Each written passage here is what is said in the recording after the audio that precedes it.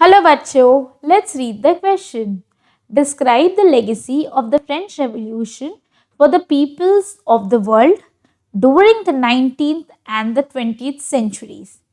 तो सबसे पहले हम क्वेश्चन को समझते हैं. क्वेश्चन में क्या पूछा जा रहा है? डिस्क्राइब. तो हमें एक्सप्लेन करना है, इन डिटेल बताना है. क्या बताना है? लेगेसी. लेगेसी मतलब फ्रेंच रेवोल्यूशन जब हुआ, किसका? Legacy of the French revolution. तो जब फ्रेंच रेवोल्यूशन हुआ तो व्हाट फुटप्रिंट्स और what was the impressions that it left behind for the people of the world, कि लोगों ने फ्रेंच रेवोल्यूशन से क्या सीखा, फ्रेंच रेवोल्यूशन होने से क्या अवेयरनेस आई, क्या चेंजेस आए वर्ल्ड में, कब? During the 19th and the 20th century. तो टू नो दिस थोड़ा सा हम वी गो टू बैकवर्ड, थोड़ा अपन रिवर्स करते हैं और हम ये देखते हैं कि जब फ्रेंच रेवोल्यूशन नहीं हुआ था, French revolution is one of its kind in the world. सबसे पहले ऐसा बोला जाता है कि it was French revolution that took place on a large scale and they had fought against the autocratic power of the king. नहीं तो उसके पहले कैसा था कि जो चल रहा है वो चले आ रहा है, राजा रूल कर रहा है, पब्लिक पे इनजस्टिस कर रहा है, पब्लिक भी एक्सेप्ट कर लेती है कि हाँ भाई राजा है तो हम उसको कुछ नहीं बोल सकते, या हम थर्ड एस्टेट के हैं तो we have no right to say anyone because we are born like that. भाई हम तो ऐसे ही, हमारा कुछ नहीं हो सकता.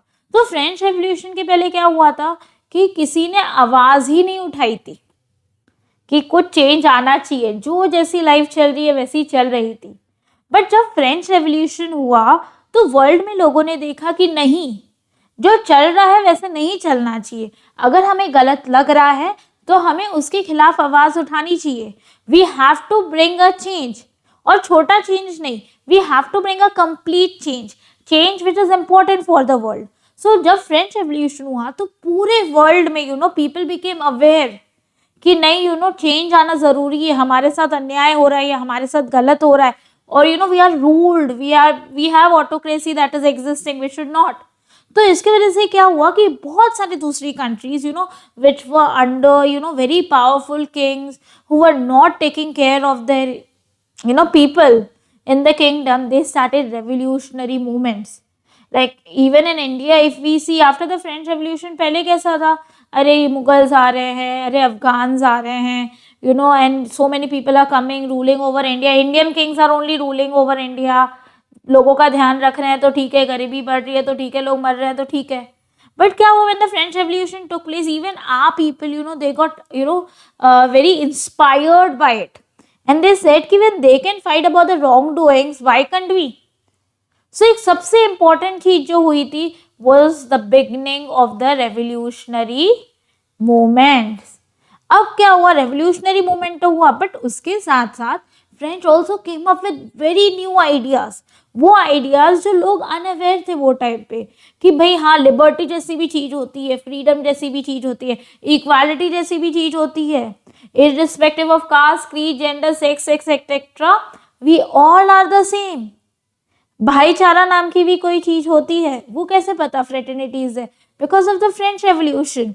These ideas which developed during the French Revolution started spreading, and when they started spreading across the world, there was एक लहर सी छा गई थी चेंज की. लोग they started becoming aware कि नहीं, we are as the people of the country, as human beings, we have certain inalienable rights nobody can take from us. Okay, so there was new ideas of liberty, equality and fraternity which started spreading after the French Revolution. Not only that, जब लोग aware हुए तो ऐसा नहीं था कि वो अकेले बोल रहे थे, अब लोग साथ आने लग गए. They understood the power of coming together, fighting together. Like in the French Revolution, third estate जब साथ में आकर उन्होंने आवाज उठाई, तभी तो वो चेंज ला पाए, तभी तो वो ऑटोक्रेटिक रूल को खत्म कर पाए. तो वैसे ही now people understood the importance of mass movements. बोले एक जन के बोलने से कुछ नहीं होगा. If we really wish to see the change, we have to come together. And this is how the idea of nationalism, that we are one, we are not different, we are a part of the same country, same place, came up. Okay, so mass movements, especially was started after the French Revolution, and even the idea of nationalism.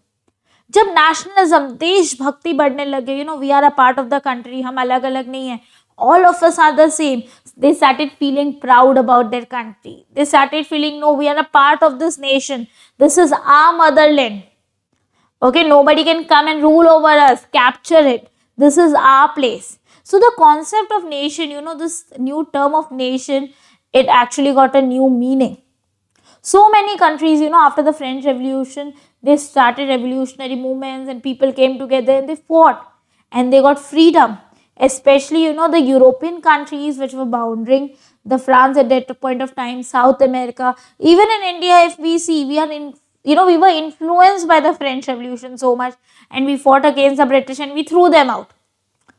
So now let us go back to the question again और अपन आप question देखते हैं कि legacy क्या थी. तो आप अब कनेक्ट कर पा रहे हैं कि फ्रेंच रेवोल्यूशन के बाद क्या चेंजेस आए. यस, फ्रेंच रेवोल्यूशन को देखते हुए लोगों ने क्या फॉलो करके अपने अंदर क्या चेंजेस लेकर आए. I hope you are clear with the question as well as the answer.